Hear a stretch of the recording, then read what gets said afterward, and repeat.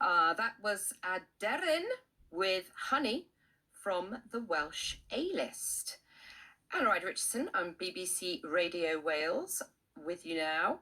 And we have Suzanne Roynon, who is going to be talking all about interiors therapy advice. Hello there, Suzanne. Hello, Anna. It's an absolute pleasure to be with you. Oh, and a pleasure to be with you. And do you know what, Suzanne? I haven't really talked about interiors for many, many years. So I'm all ears, actually.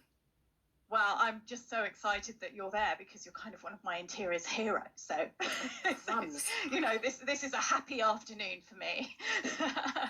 Okay, that could be. Okay, let's talk about what you do, because it is slightly different to perhaps what I used to do, because really it is about the look of a room, but it's also about the sort of feel, isn't it? Yeah, it's all about the feel. It's about the way a home will really support the family, the individual who lives there, and so that they've got the balance and the harmony that they want to thrive and to be successful, to enjoy their relationships instead of having their home working against them. So it's a sort of a multifaceted process, but it's very, very powerful. Yes, very, very powerful. So for instance, if somebody is trying to put their house on the market, what is the first thing you would advise? Always. And, it's the most basic thing. It's declutter. It's just take away anything that is surplus to your requirements. If you know you're not going to take it to your new house, why is it in your current one? You need to be thinking about how your home feels and looks when somebody walks around. And when you've got clutter, you are starting from sort of miles back from the start line, if you like. Yeah, because I mean, it does sound, that age-old thing, declutter, but it is one of the things that we all of us suffer from, isn't it? That we don't even really mean to. It's just as time goes on, you gather things, and it's just having the discipline, I suppose, to go, am I using that? Will I use that? Could somebody else make use of that? Of course. And the other thing to bear in mind is that when you're looking at a house, when you're house hunting, do you imagine your dream home full of clutter? No. And as a house seller, what we're doing is promoting our house as the perfect place for somebody to move into. And if they can't see it as that perfect place, well, they'll go on somewhere else. So now, before we get into all that nitty-gritty, because we hopefully people will be calling in with all their questions for you, Suzanne, which will be coming up after 3. Tell us, how long have you been in interiors for? I have been fascinated by Feng Shui for over 30 years, so that's one element of interiors. Then let's just remind everybody. Let's just remind everyone. Sorry. Yeah, Feng Shui is the Chinese art of placement. So it's about creating a home that supports and works with everybody who lives in it. What I then did was add in the decluttering elements, some life coaching to create interiors therapy, which is this whole process that brings everything in together to support the people who live in a home to the max. So an interiors therapy home, you will love the moment you walk into it. And you might actually end up, after doing everything that you advise, loving your home and thinking, actually, I don't really want to sell it. Exactly, and it happens. And how much money does that save you? If you have a home in a location that you love, but you're just looking around and thinking, oh, it's not the right place, I want to move down the road, it's often because the energy of the home just isn't working with you. So if you can get that sorted out, then more often than not, you might choose to stay, or you will know more of exactly what you're looking for instead of going out into the market with not a clue about where you want to live, the kind of house you want to be in. It's a great way of really fine-tuning what you're looking for in life. Yeah, because I suppose everybody did sort of go a bit nuts with COVID, of thinking, I want to sell up and move, and the market's been crazy, hasn't it? To the point where it's actually hard to find houses for sale. But do you think it's going to level out? Yes, Yes, I do. Yeah. And I think that's already starting. You know, we've got a whole sort of cost of living situation going on that's making people very, very nervous. And I think that will level out prices. They might even start to drop in all but the most buoyant areas. So it's definitely something to bear in mind. We're probably a couple of months off that at the moment, but I would think probably by the end of the summer we'll be seeing some changes in prices.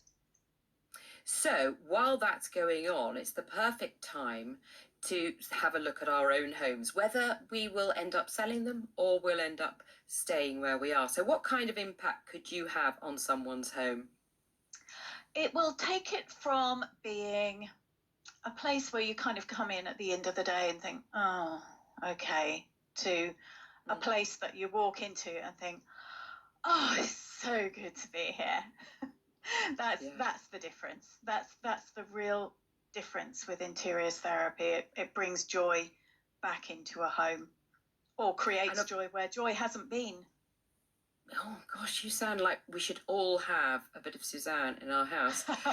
Because it isn't just, because like you said, maybe other designers, interior designers, can make a room look fantastic. But sometimes, maybe I've been guilty of this in the past, it isn't actually what that person is looking for, the homeowner is looking for. We've forgotten that it's actually got to be, the homeowner's got to be happy there and live there. Absolutely. And a place has got to be livable. You see all of these organising programs, for example, and things are organised into a particular way, but the person who lives there isn't involved. And so suddenly when they move in, nothing's where they need it to be. It could be as simple as having the cups and the coffee near the kettle, and yet somebody else will put them miles away, or a designer will design in something that looks absolutely fantastic, but simply doesn't work for the family. Artwork as well, it's so subjective, but with interiors therapy, we can recognise that some artwork actually works against the people who are living there. It's a whole other story, but Johnny Depp's penthouses were not user-friendly, let me tell you. Ooh. That's a rude word at the moment, isn't it, Johnny Depp? But I bet they weren't. Although, what's Lenny Kravitz? Oh, I would love to go to his apartment. That looks amazing. It does look spectacular. But no, Anna, that's probably not for everybody. Anyway, Suzanne, I could talk to you forever, but we're going to come back to you after a bit of music. Drive Anna Ryder Richardson with you on BBC Radio Wales. With us now, we have interiors therapy expert Suzanne Roynon, who's here to help guide us through the ultimate stress, selling your house. As you may know, I'm an interior designer myself, but interiors therapy is something very different, rooted in energy flows. I can't wait to hear more about it. Suzanne, welcome back to the show. Thank you, Anna. Now, I know we were talking about it a little bit earlier, but for anyone that's still in the dark, what is interiors therapy?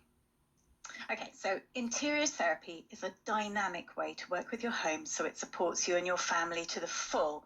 It's kind of more than decluttering and organising. It's a really simple way to make clutter a thing of the past, and then uses Feng Shui to bring balance, harmony and success to a home and the people in it. So, for some examples of Feng Shui that would work in a home, some of the common things you come across with Feng Shui to help. So the beginning of Feng Shui is really about balance and harmony. So it's about bringing flow into your home. So if you've got furniture that's blocking doors, for example, that's going to slow the energy and the way it works its way around your home. There are all kinds of little nitty-gritty bits that you can improve. And when you think about it, it's total common sense. But you get so used to living in a home the way it is that you don't see it anymore. Another one of the things with Feng Shui is not having stuff around that's broken. If you've got a light bulb that's blown, for example, it's going to be bad Feng Shui to just leave that there. The best thing you can do is just change the light bulb so that you've got it working again. Lots and lots of little bits and pieces of Feng Shui magic. Yes, because it's negative energy, I suppose, if things are broken. And what about crystals? Yeah. Crystals, now, they're a really, really interesting thing. Crystals are like small batteries, really, and when they're used for a specific purpose, that's great, and they'll exude that energy. But after a while, they start to absorb negativity, so they have to be cleaned and recharged. You know, people recharge them in the sun or in the moonlight, and you need to do that really every couple of months, because if you don't, then they're kind of absorbing all of that negativity and gently pumping that back into your house. So having too many crystals can make you feel very earthbound, if you like. It can make a home feel quite oppressive. So I would say you always use them with care and treat them well. Gosh, so much to learn. I didn't know that at all. My daughter's obsessed with crystals. I think it's sort of a young generation thing. They carry around little crystals in their pockets, but I don't know if she knows she has to go and recharge it. It's always a good thing to do. So do you think sprucing up your home before getting it valued really would add to the overall price value? Oh, yes, without a doubt. Aside from making it attractive for your marketing photos, once you get to the contract stage, potential buyers are going to do anything that they can think of to get you to drop the price. So if work needs to be done, they might say, well, it needs to be completely redecorated, so we're going to knock £2,000-3,000 off the price. The thing is, it doesn't need to be time consuming or expensive, but when you spruce up a property, it really can, add a significant amount to the value. I've worked on one property and we added 45,000 to the value over the course of a weekend. An estate agent coming in on the Thursday saying, no, I would only put it on the market at this rate. The same company coming back on the Monday and upping it by 45,000. It's incredible. If you do it right, you can make a huge difference. And as you said, you don't have to spend a lot of money. We used to do a show actually called House Invaders, where me and Linda Barker would arrive at the door and we'd change things in the house in one day with just stuff that's left over in your house, old bits of paint, moving stuff around. And I suppose that's really what you're talking about, budget-friendly things that we can do to make our house ready to sell. What are sort of the rooms that you would aim for?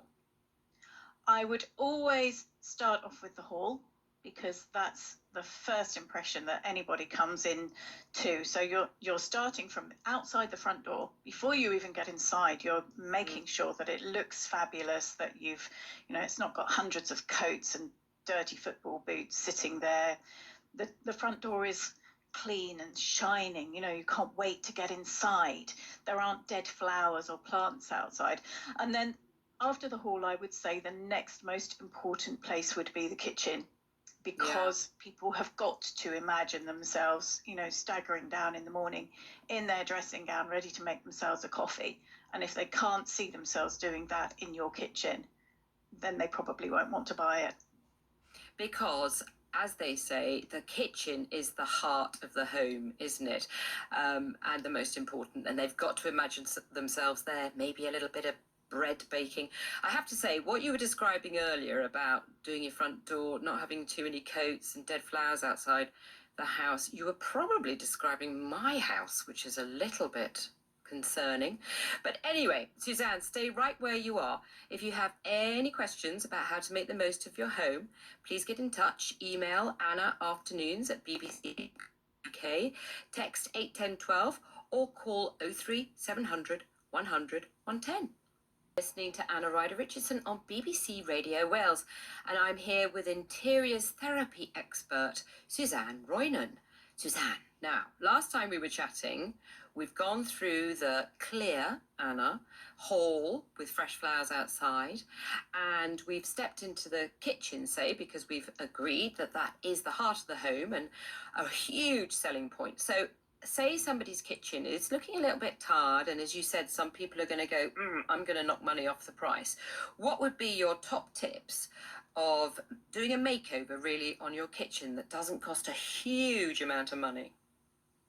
Okay, so my take on a kitchen is, if it's in reasonably good condition and you would only change it if you were planning to stay, I would be inclined to just give it a deep clean, get rid of any clutter from the cupboards, clear the work surfaces completely, so you've only got the kettle, maybe the toaster, bare minimum of stuff on the surfaces, because the more stuff you've got there, the more cluttered it looks. And it's not good for your oils and your vinegars to have them out in daylight. So great thing to do to put them away. If it's badly damaged, or it's totally impractical for a modern family, so say for example the house hasn't been modernized for 50 years, which there are still houses out there like that, then I'd look at replacing it with a very basic model. Or in reality, because it's, a kitchen is a really, really personal choice, I'd factor in the cost of replacing the kitchen and price the home with that in mind. But I would make sure that I say in the property particulars, this house has been priced to take into account that it needs a new kitchen. So there's no quibbling there. Your buyers have already been told, you're not going to be taking any nonsense. Exactly. Yeah. Yeah, because you're the boss. Because also there are companies out there, fabulous companies, that will just replace the doors. Or I have a friend who actually, they have a company that paints the doors and makes them look fabulous with new knobs. Yeah, you can do great things with it, but often, seriously, some cream cleaner and a bit of elbow grease will make a kitchen look a heck of a lot better. Just doing it really simply. And as you said, clearing away the clutter and exposing all that space. I want to go and do my house now. I'm destroying your myth of me, aren't I? I know. I need you, Suzanne. The trouble is, I'm more outside than inside now. So, but you know, at the end of the day, if you're selling your home, this is such brilliant advice, because there are so many homes listed on estate agent sites. How do you make yours stand out online? Okay, well, you have got to really think about the photos to start with. That first impression, when somebody is flicking through, and there'll be thousands of photos and listings to work through. So your house has got to stand out. So if it takes 4 days to get the sun shining and a beautiful picture of the front of your home, wait those 4 days. It's going to be worth it. And also think about how photos might date. If you know that houses are sitting on the market in your area for quite some while, you'll know that because there'll be pictures of houses surrounded by snow, or they'll have daffodils, or then, there might even be some from last summer. So from the photo at what time of year it was taken. So really think about that. Think about how you present your home before the estate agent ever gets there with his camera, because that is where you go over and above what the opposition might be doing. And, make no bones about it. There is opposition. You are in a battle with other owners of houses which might be the same size in the same street. You've got to be above and beyond what other people might get for the same money. And open days are becoming more popular, aren't they? What do you suggest about sort of bringing positive energy into the environment that will get them all doing a bidding war? Oh, I absolutely love an open day. We sold mine on an open day. It was Did you? It was amazing, yeah. In one day, 45 viewings, 12 offers, bidding war, massive. Stop it. Massive. Is that an American thing?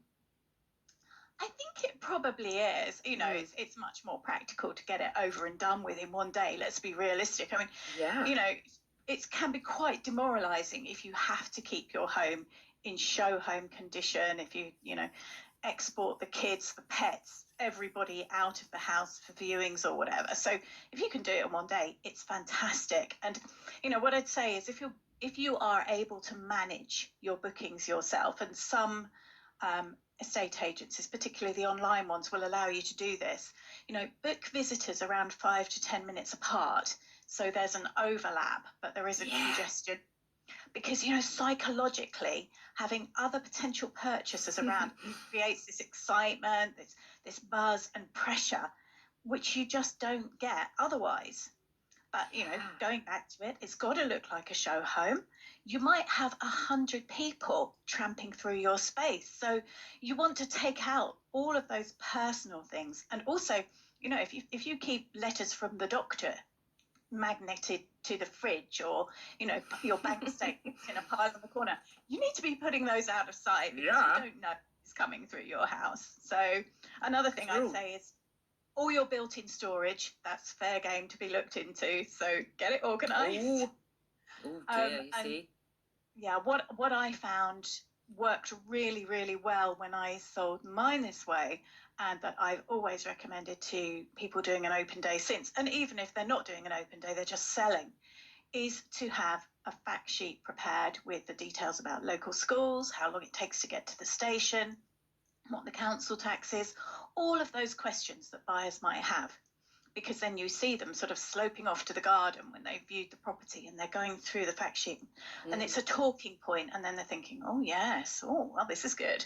I think we might put an offer on this, and before you know it, the price has gone sky high, and you're just, you're choosing the person based on whether you like them or not. Oh, do you know what? This is amazing, Suzanne. I almost want to sell my house, even though I love it.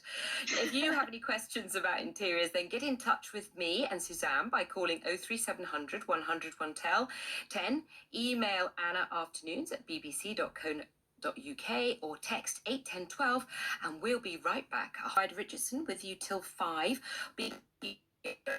I'm with Suzanne Roynon to take your questions on getting your home happy and ready to sell. And where we left it last time is we were having, which I think is brilliant, a very busy open day. Do you think it's even cheeky to possibly have a few plants in there of people who are pretending, a couple of friends pretending to look around? And I don't think it's necessary. What I do think is that if you have the confidence to do it yourself, rather than have an agent do it, and maybe you've got a friend who can sit outside the front door or welcome them in with that fact sheet we were talking about, so that you're sort of there but unobtrusive to answer any questions. I think that's very, very powerful, because you know your home best. You know its good points. You know the elements that you can sell. If somebody says to you, what are the neighbours like?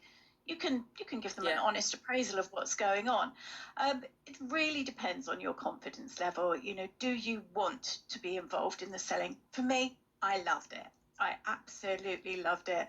I had a neighbour who sat there under an umbrella in the courtyard and, welcomed people in. She knew the area as well.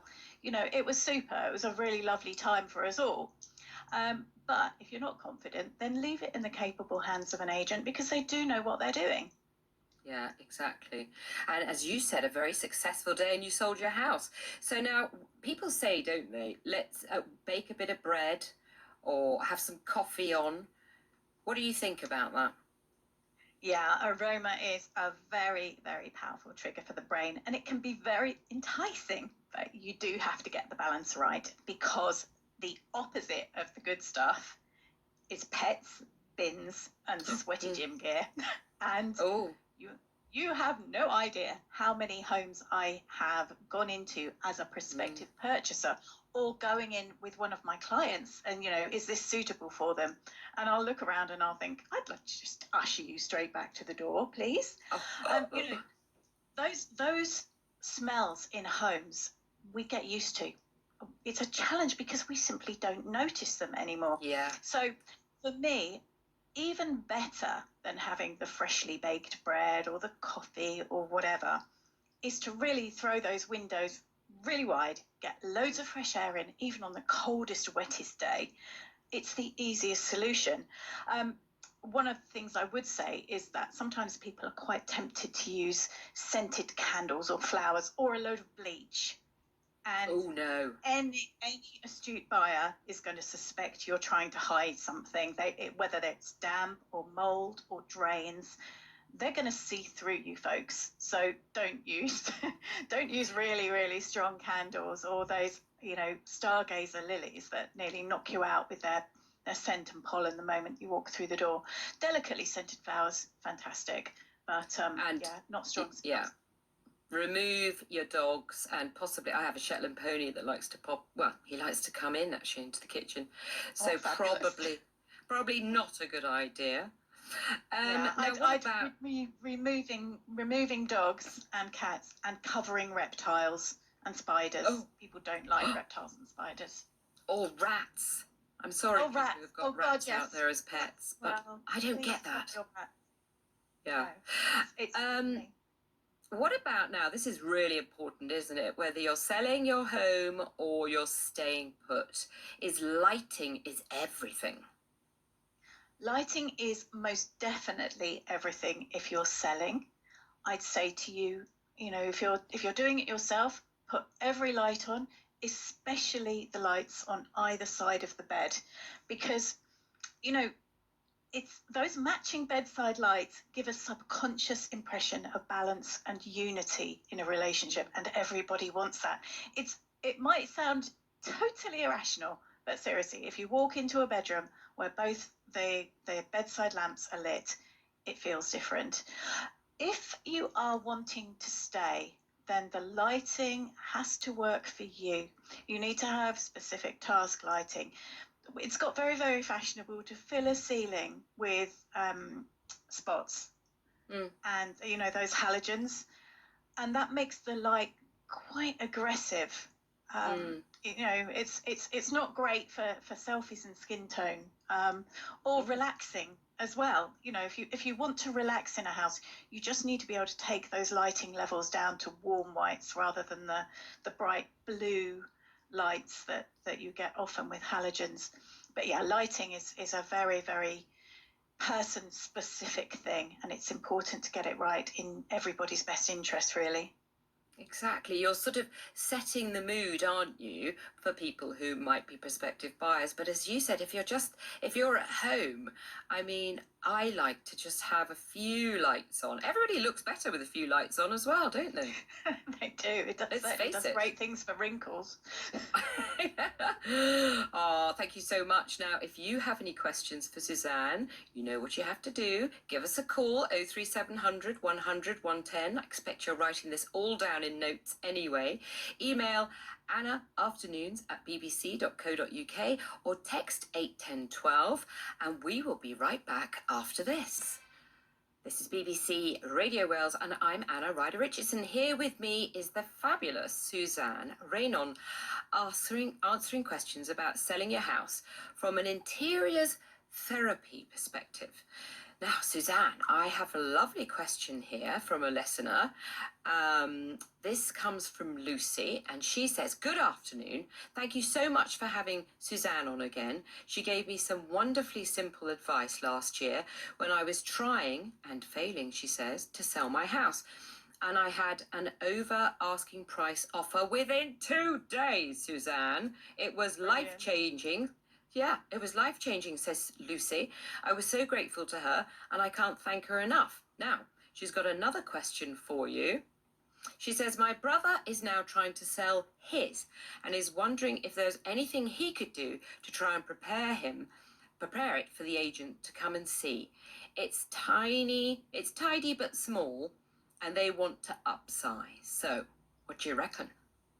Oh, well, firstly, Lucy, thank you so much. You know, it's always an honour to give advice out on the advice hour, and to know that your house sold so quickly. Magnificent. That's just what we want. So your brother, okay. A tiny house is often exactly what people want. So what we need to do is to make it feel more spacious than perhaps your brother feels it is right now. A couple of things that you might like to consider. First of all, recite any surplus furniture. So if you've crammed stuff in there, and it doesn't really need to be there, is there a garage or somebody else's garage that you can just store it in until the photos are done, until you move house, and then use it in your new place? Obviously, if you want to use it. If you don't, then get shot of it now. A load of plants can shrink a house. They really can. Plants are wonderful, don't get me wrong, but if you've got a lot of them, they can really, really make a room feel much more claustrophobic. So minimize those and leave space in any built-in cupboards so that it's obvious that there's room to spare, because those things will create the image of space around you, even if it's quite a tiny or very cozy home. And of course, you know, any home that's going on the market, I'd always say take out any personal items right from the start, because people do need to be able to look around and imagine themselves living there. And that's really tough if it's full of somebody else's photos and trinkets. So you're going to have to pack them when you move anyway. Get a head start, do it now. That's really good advice. And Lucy, I hope your brother finds that useful. And I bet you, imagine, Suzanne, if he sells his house just like that as well. You are phenomenal. Thank you. Thank you. It's something I love to do. And the thing is, I suppose, as you said, decluttering and putting away, all the bits and pieces that you're suggesting, photos, etc., it's one less thing to do when you do make that sale. So now we've done the house. Let's go into the garden. If you're lucky enough to have a garden, how would we be harnessing our outside space? Oh, you're right, because after lockdown, having a usable garden became so much higher on everybody's list, that little bit of outside space. Now, we're in the summer months, so showing off the garden is great for people to visualize how they're actually going to live in your home. So think about the people who are going to live there. Now, if it's a family home and you've got some, attractive family toys, not too many, just enough, have them out there so that you can imagine your children playing out there on those toys. But actually, if it's not a family home, then think more about some very nice, attractive garden furniture. Think about garden living, maybe a bit of sunbathing, lunch out on the lawn. Even if it's just a picnic rug and a book, you can almost stage it as though somebody's just nipped off to get themselves a cool iced fruit-based drink, and you can actually create this whole atmosphere of the garden that everybody wants. That is just such brilliant advice. And of course, you can take all that fabulous stuff with you when you make that all-important sale. Suzanne, so brilliant to speak to you today. That's Suzanne Roynon, and she's given us all those tips. And if you thought that it was very valuable today, she's actually got a book out.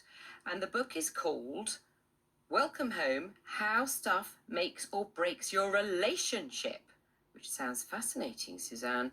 It's available now. Now, time for some music because